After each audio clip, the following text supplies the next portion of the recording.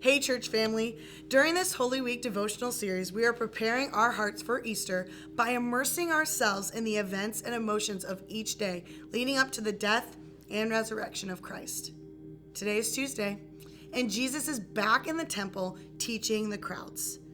You were able to get there early today and have a front row seat for the teachings that Jesus is professing, and he is on fire. However, you notice the Pharisees are in the back of the temple too and are trying to catch Jesus in the act of saying something blasphemous or wrong to trip him up and discredit him in front of this whole crowd. See, the Pharisees are concerned about losing their power and authority in the temple to this man. They start their assault by questioning Jesus' authority to even preach in the temple. See, Matthew 21:23 through 27 documents this encounter. It starts with the Pharisees asking, "By what authority are you doing these things?" they asked. "And who gives you this authority?" Jesus replied, "I will also ask you one question. If you answer me, I will tell you by what authority I'm doing these things." John's baptism, where did it come from? Was it from heaven or of human origin?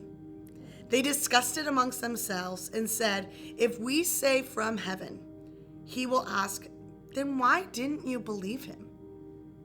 But if we say of human origin, we are afraid of the people, for they all hold that John was a prophet." So they answered Jesus, "We don't know." Then he said, "Neither will I tell you by what authority I am doing these things." He got him. They are afraid of the people and how they will respond. But Jesus isn't afraid of them at all.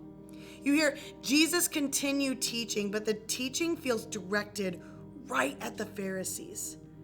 Jesus speaks in parables and talks of the two sons, the tenants, and the wedding feast, all of which point to religious leaders as unbelieving, treacherous, disobedient, and outside of the kingdom. As Jesus finishes up his teaching, he becomes more direct in how he is calling out the priests, religious leaders, and Pharisees as he lists all of the 7 woes to this group of people. Imagine being there, listening to and observing the reactions of the religious leaders in the temple. Can you feel that tension? Can you see them standing there, clenched jawed, white-knuckled, and red-faced, taking this direct criticism from Jesus?